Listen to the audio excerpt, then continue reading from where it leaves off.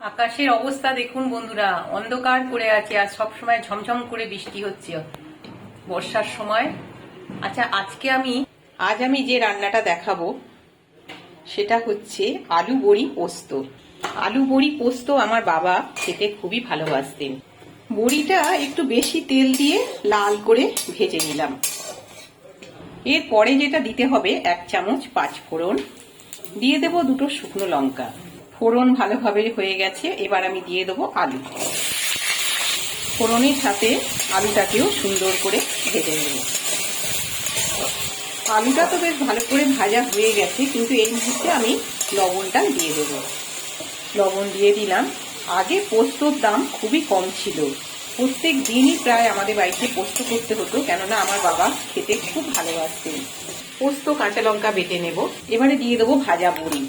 কাঁচা লঙ্কা দিয়ে পোস্তটা করবো, তাই হলুদ একটু দিতেই হবে। হলুদ না দিলে সাদাও খেতে ভালো লাগে। এবার আমি দিয়ে দিচ্ছি পোস্ত বাটাটা।